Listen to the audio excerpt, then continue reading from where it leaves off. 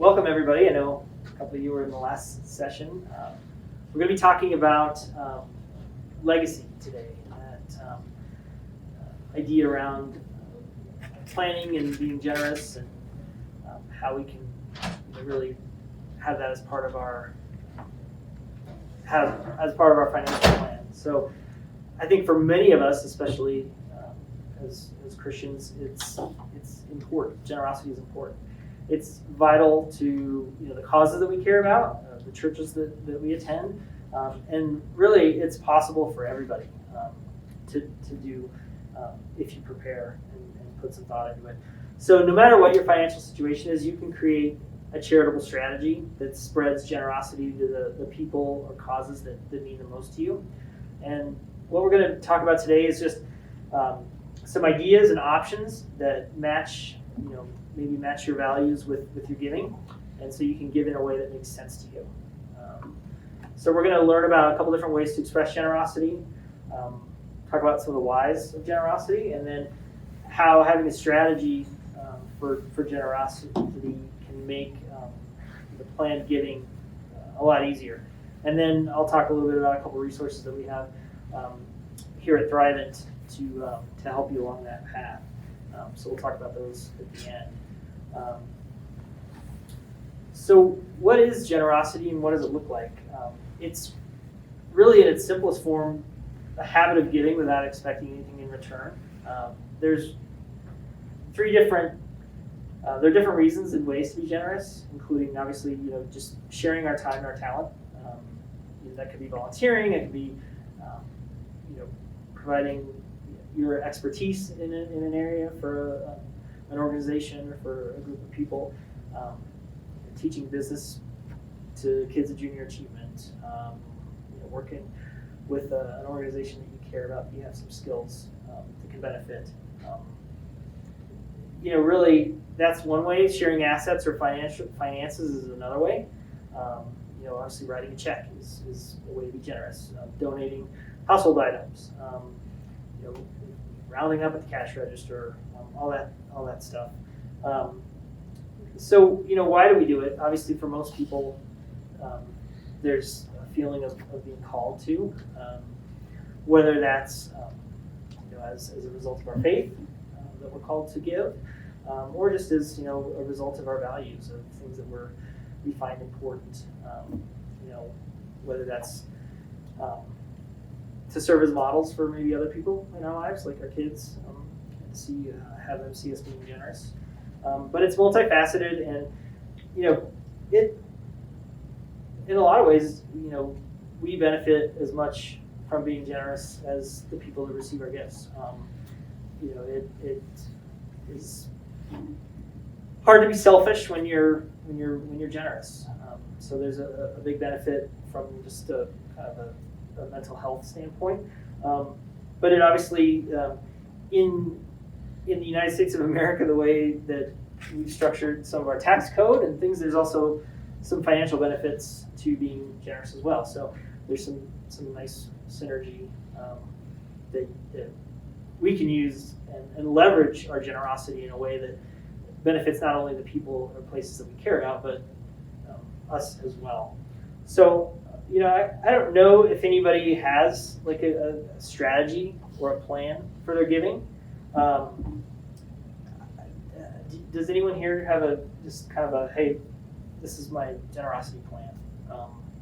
Whether it's as simple as I pay, I tithe 10%, or I pay, give a certain amount to the church, or whatever that, or it's a line item in my budget every month or every year. I find it's rare. I'm sorry? I said I find it's rare, but my wife and I have made a plan, and it's part of our ongoing strategy to make sure that we're in support of missionaries and where they're doing their work, that's God's calling, and also individuals, Compassion International, like-minded organizations. So we support a number of children there, and our church. Good.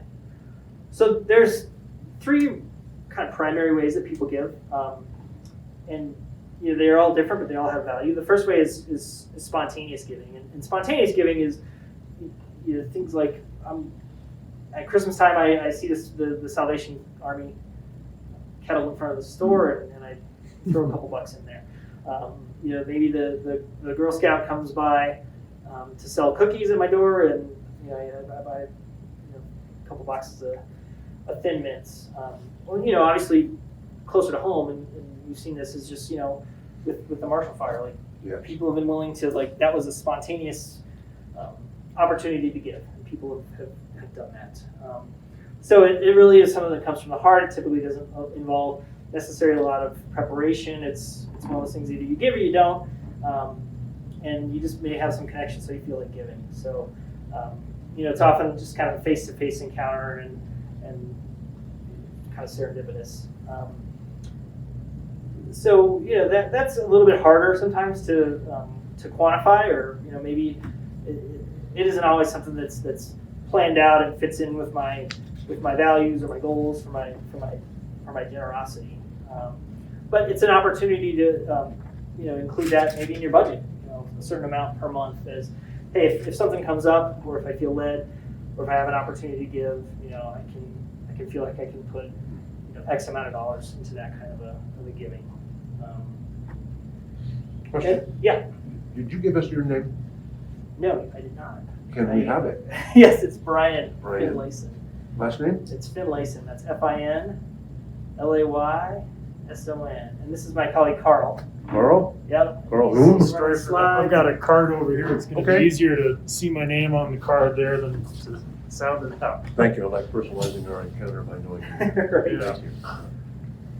So the next kind of giving is intentional giving, and that includes more of kind of the donations you give on a regular basis, and that would be things like an annual gift to a charity or your church. Maybe you're doing something at work where there's an annual gift giving drive. A lot of people give money to their colleges every year, and more often with that type of giving, it's you do have a connection with that organization, those people. It's you mentioned Compassion International, just an organization that you know well, they do good work, and you want to support. Or your church, obviously, you have a connection there. So these donations tend to be typically more significant, and there's other ways than just cash gifts that people give. Sometimes they give gifts of stock or other kind of assets, and those gifts are tax deductible, obviously. And so, if that's something that you need help with structuring some intentional giving around how to benefit most from a tax standpoint, we can definitely help you out with that. And then the third type of giving is planned giving, and that's generally making a more significant gift. Planned gifts are part of a comprehensive financial plan or even an estate plan, and they're designed to benefit the people in our organizations that matter to you by providing them with a more significant gift, either while you're living or while you're or after you passed away. These gifts can be much more varied as they're more structured. You can do stocks, real estate, life insurance can be part of that, annuities, investments, maybe part of a will. As an estate plan, but they don't have to be large, I think, is the key thing. As I mentioned before, I think a lot of people think of giving, especially in this more planned way, as something. That's people with large estates, a lot of money, wealthy people who are looking to leave a legacy, and that's maybe not necessarily where I am in life, but that's not really true. You have the ability, and everyone has the ability to be generous. And a lot of people too think, well, if I'm giving a lot of money, or if I'm giving a gift to a nonprofit or church or an organization, that means that my children or my grandchildren are going to miss out on the potential benefit or legacy that I'd like to leave. That's not always the case. There's a lot of ways you can be creative with that to make sure you meet both needs. And then a lot of people too think once you make a plan that it's kind of set in place and you can't really change it. Again, that's not really the case. You have options down the road. So, so when you plan your giving as part of a more formal financial strategy or state strategy, you have some more freedom. You can give more, and in some cases, you can actually leverage that to generate income for yourself. So you can give assets other than cash. If you have securities, stocks, bonds, mutual funds, you can give those as well. So there's some advantages to that. And then the other thing too is you can design a giving strategy that allows you to see the impact of it while you're still alive. I think a lot of people think about, oh, well, I want to give this money to a charity or church, but I'm going to be passed away when they get it, and I won't really get to see like how it's used or what comes of it. So there are ways to do giving that allow you to kind of see that occur. So what does a giving strategy consist of? It really works best when it's integrated into your overall financial strategy. Like I said, it can be cash, gifts, stock, qualified IRA distributions. I think in our previous session we talked a little bit about qualified charitable deductions or distributions. Obviously there's some tax benefits to having a giving plan where you can structure it or plan it out in a certain way to maximize your tax benefits. It can also include kind of some of those beneficiary proceeds, so either from a life insurance policy or an annuity contract or some of the retirement assets that you have at your death, so those will be distributed to the charity or group of your choice. You can also even actually name a charitable organization as the owner and beneficiary of a life insurance policy. So they can open an insurance policy on you. You pay the premiums to them. Those premiums that you pay are tax deductible, and then when you die, the organization receives the death benefit of the insurance contract. So, in a lot of cases too, you're paying in over the course of time, less money than the actual death benefit of the insurance policy. So it's a way to leverage your giving, where you pay 60 cents on the dollar for a death benefit that will be a multiple higher of what you've actually paid in premiums. So there's some cool things related to that as well. You can also use a charitable gift annuity. You can give money in stocks, mutual funds to a charitable organization, and in return, you receive income payments from those investments to you. And then you can get those income payments immediately, or you can defer them down the road. And it's a great way to supplement your retirement income. And then once you pass, the death benefit or the annuity contract passes on to the charitable organization, and they receive the remainder of the contract. So that's something not a lot of people are aware of. A question? Yep. And by virtue of having it done it that way, it reduces the amount that you would realize during your life, so that it could then be carried on to an assignment. Yeah. So I mean, if you think about an annuity, it's a basket of securities. It's some investment that pays out, over time to the annuitant, which would be you. And there's generally a guaranteed payout associated with that. But while that's paying out, there still can be growth in the underlying value of the annuity. And when you pass away, there's unless you completely exhausted the account, there's usually some death benefit associated with the remaining value of the annuity, and that would go to the charity of your choice. So, Thank you.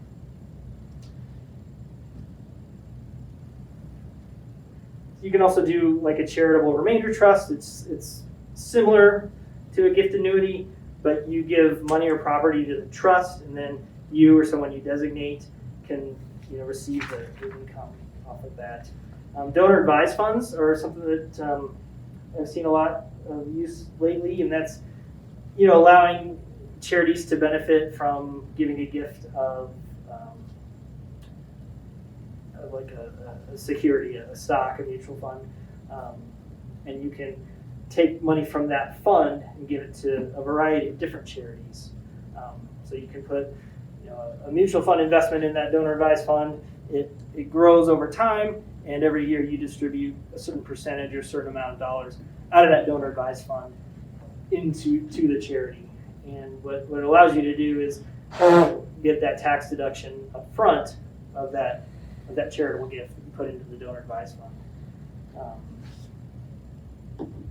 Could that be the required minimum distribution? So it could be. I mean, with required minimum distributions, sometimes it makes more sense to do the qualified charitable deduction, where you just take that money that would have been subject to R&D, just directly donate it to one or more charities. So that would be a conversation that would probably be best with a financial advisor who would know your exact financial situation. And does it make more sense to do donor advised fund or use QCDs? Because they're both good strategies, but it's kind of dependent on how to maximize the tax benefit of one. So you could use like that donor advised fund if you have, for whatever reason, a spike in income in 1 year, you want to reduce that, you put it, Yes. your taxable income into that. Into that, and then that donor advised fund, you wouldn't necessarily have to then pay that whole amount to a charity.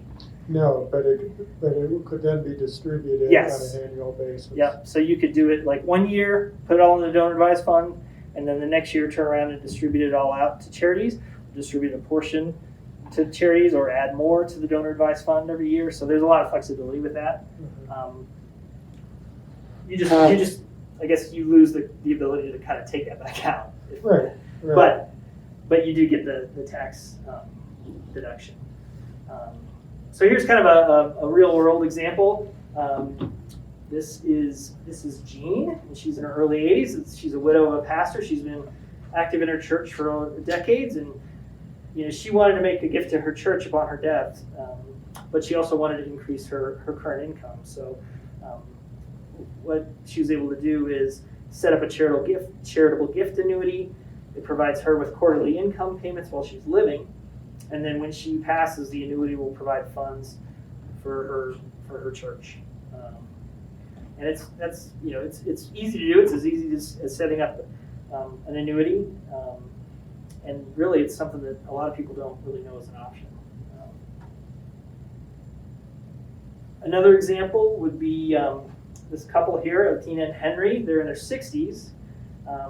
They have grown children. They have some farmland, and they're preparing for retirement. They know that they want to secure retirement to provide for their kids, and they want to give to their charitable or favorite charities. So they donated their land to a charitable remainder trust, and in doing so, you get a tax deduction.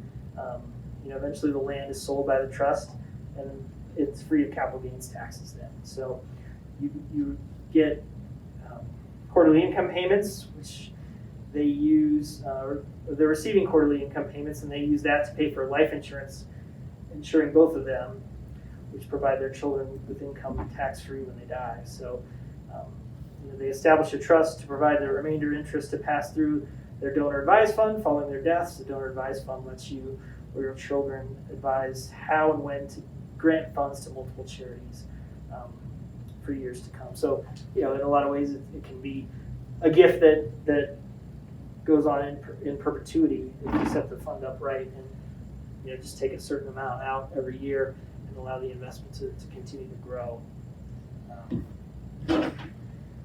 So why might we want to act now and think about this rather than later?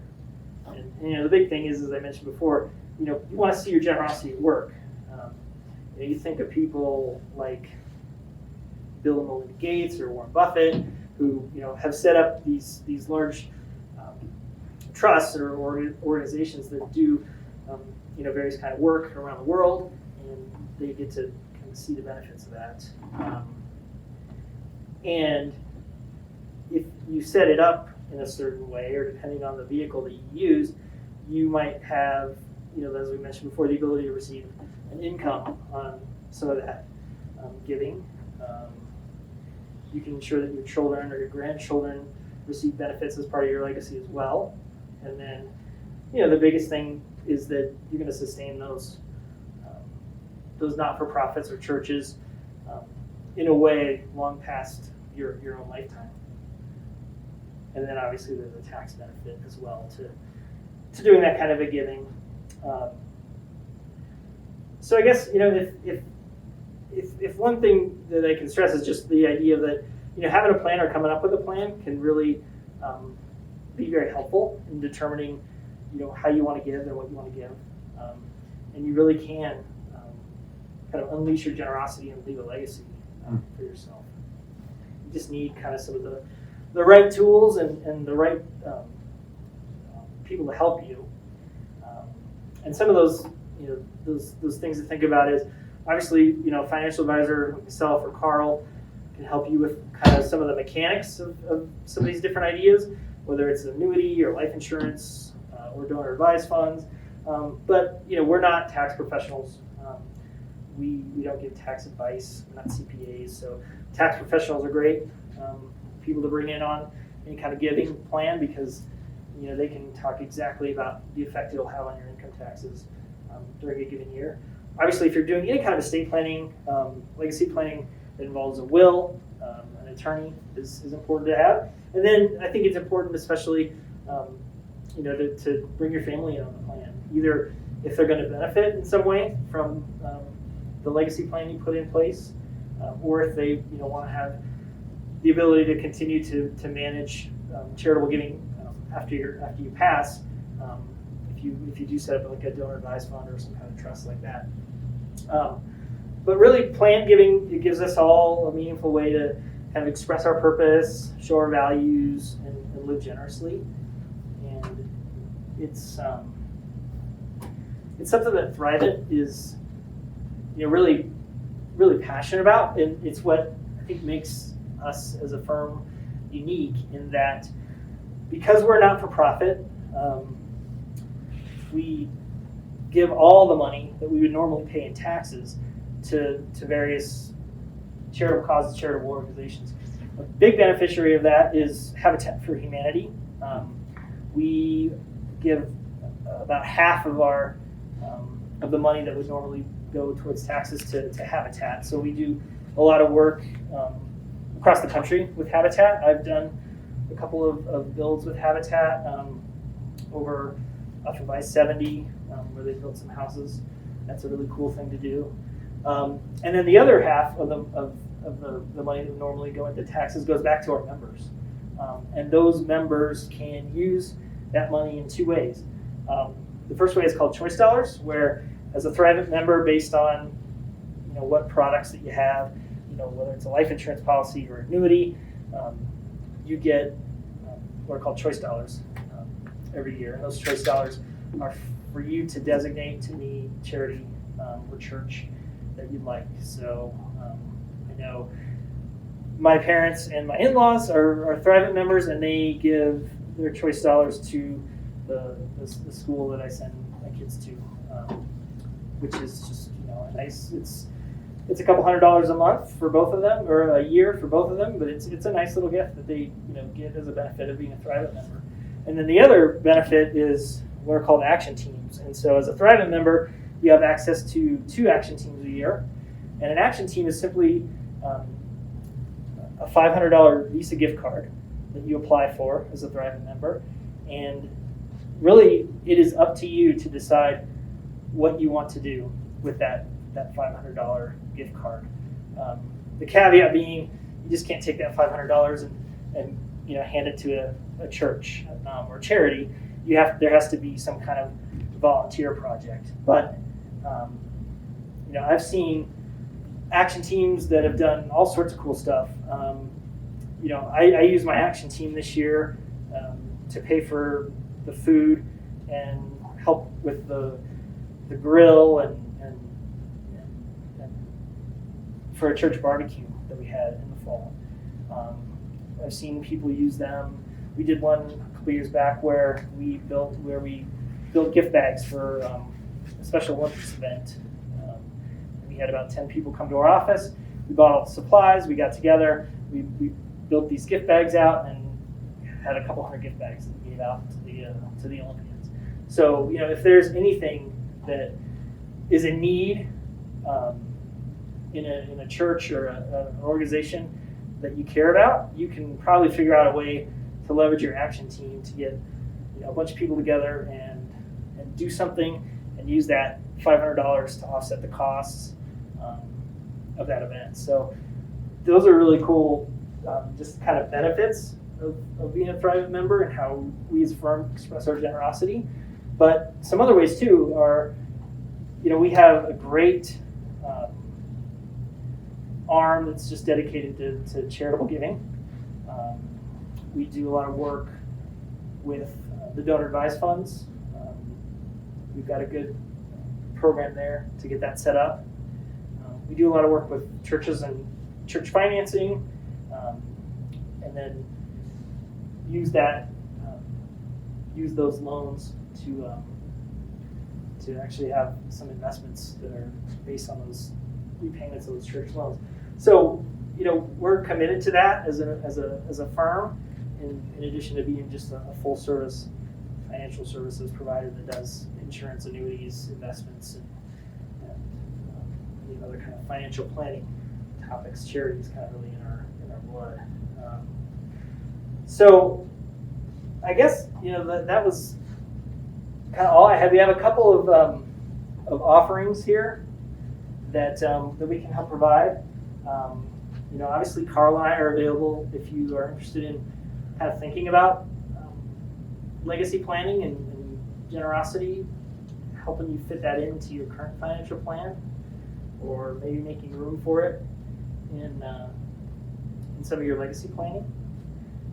And we have a lot of really good resources around that that again are customizable to your situation and really help maximize your gift in a way that benefits the people and places that are important to you, but also can provide some benefits for you from either a taxation standpoint or even generating some income for you in retirement.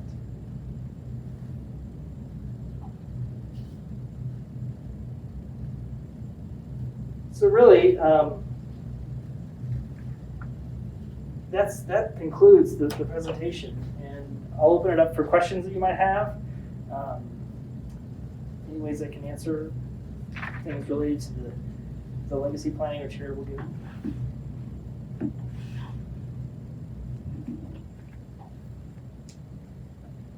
This is sort of a legal question. I'm not sure you can answer it. In part of the IRAs and 401ks, there's beneficiaries attached to that.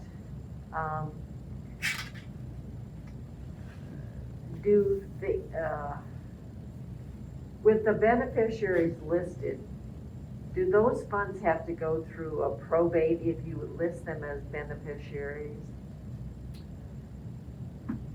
For, like if it was a named beneficiary, like a Named spouse beneficiary, or like, a kid family members from 401ks to IRAs.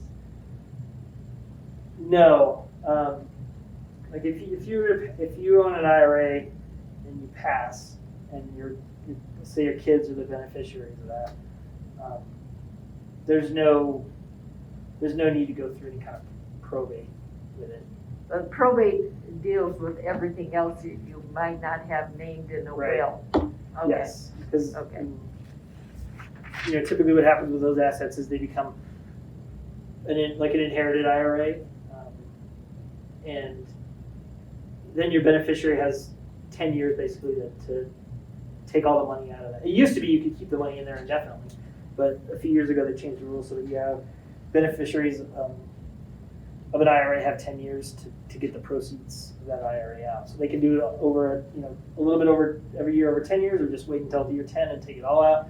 But then, they have to pay the taxes on that. So, I mean, that gets into, some of the benefits of some of that planning around, not only R&Ds, but that long-term tax planning. Because if you do have a lot of assets in an IRA, and you probably never draw them down because you have enough income from other sources, then it makes sense to think, okay, as my legacy, do I want my kids to have to pay the taxes on that IRA, or can I think about, shifting that money into some kind of other vehicle, such as a life insurance policy, where the proceeds go to them tax-free, and they, don't have to worry about any of those consequences. And you can, then you can include, also charitable giving as part of that as well, so that you can have numerous beneficiaries on the insurance policy that will benefit from that gift. You talked about the donor advised fund going on in perpetuity potentially. Mm-hmm. Does that require somebody to manage that then upon death? Is there Yeah, an advisor? so that's where it comes with like a family member or some designated person to come. Somebody has to be willing to do that. Yes. On your behalf. So that's something that like your company would do. Mhm. And an option would also be to just at the end of life just have that distributed as well. Right. If you didn't want to have that Mhm. if nobody wanted to take on that burden, or if it was just You have options. You have Right, options. right. Yeah. It sounds like some of these things are also changeable, like if they were all set up 2 years later, you wanted to revise them, you can do some of that. Yes. Yeah. I mean, as I mentioned before, like with the donor advised fund, if you open a donor advised fund and put money in there, put securities in there, you can't then 3 years later say, you know what, I it's an emergency, I need all that money. It's kind of that. It's kind of locked up and gone forever.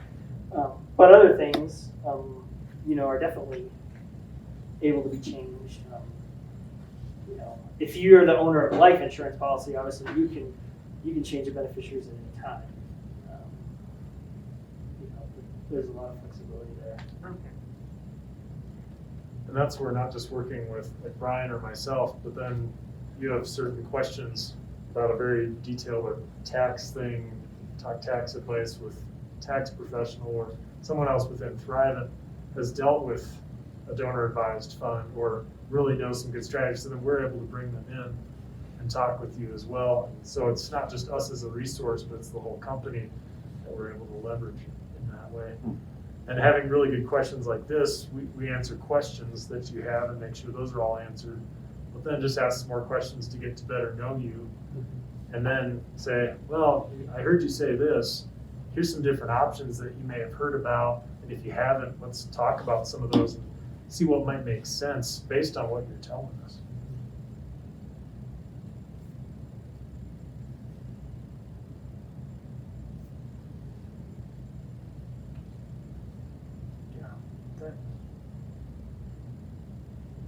You have your offices, is it in Greenwood Village? Is that what you have? Yeah. Yeah. Yeah, just at Arapahoe and 25 there.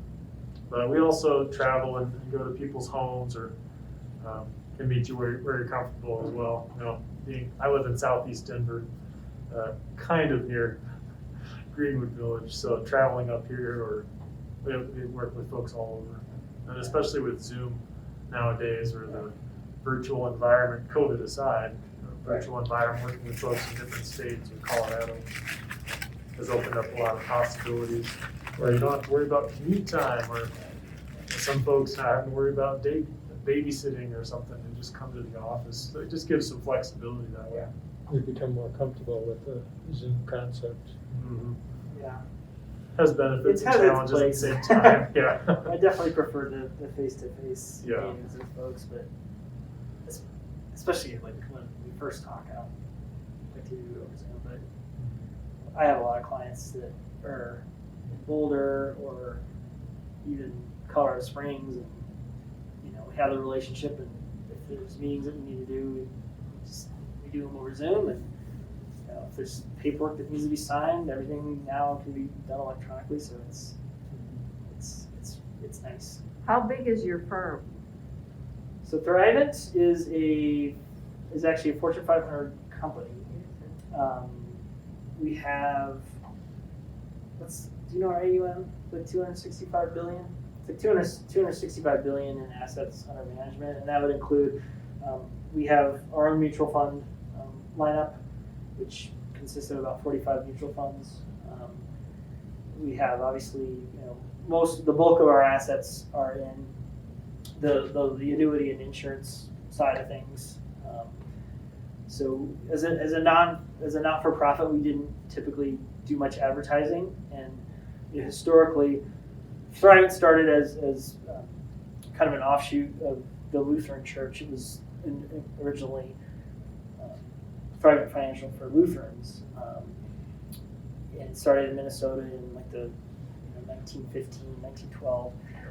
So it's over 100 years old. But it was very much a firm focused on the life insurance and annuity side of things. And over the last 20 years has grown. And it's grown a lot because there was a point where Thrivent realized that, number one, the Lutheran Church is not exactly the most dynamic church right now in the United States, and so they thought it would be great to open up this membership organization to people of any denomination who are willing to say, hey, I'm a Christian, and membership would come with buying like a life insurance policy or an annuity. And the investment side of things is wide open, so I do a lot of work with investments, and there's no any kind of membership requirement.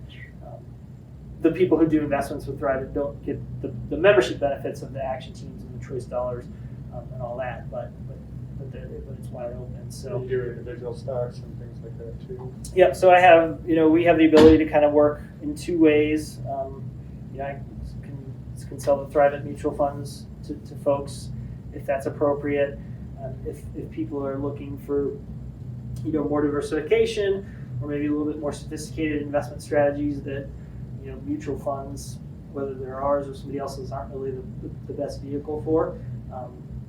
We can work on a brokerage platform where I can buy and sell individual securities for them, whether that's individual stocks or ETFs or mutual funds from other firms. Options and things like that too. Yeah, and I run, and I do a lot of. We also have some kind of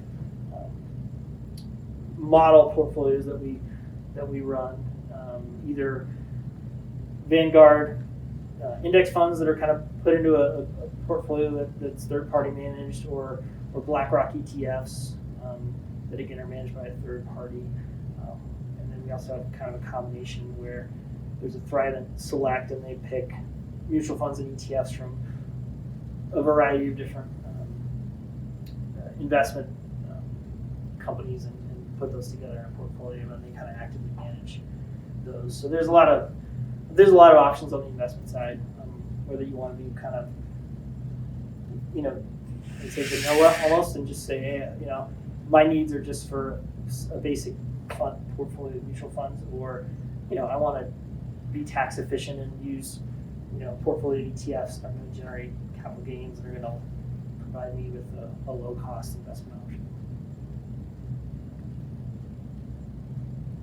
So Brian was talking a little bit about how Thrivent differentiates ourselves in the marketplace with, we do all these things. We're holistic financial advisors. We can do all these different solutions.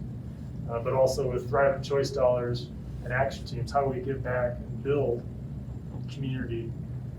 It's something I think is really, I'm really proud to work with Thrivent as well. In 2008, we were all there. What happened with the market? And Thrivent is just very financially sound. So we saw some companies go belly up during that time or lose a large portion. And Thrivent would have been able to pay out all its life insurance policies, all its annuities, all its mutual funds, all its assets under management at some number like 5-fold. So just being very financially sound and knowing that that's who you're working with, that makes me feel very good when I'm sitting across the table from a client to be able to say that.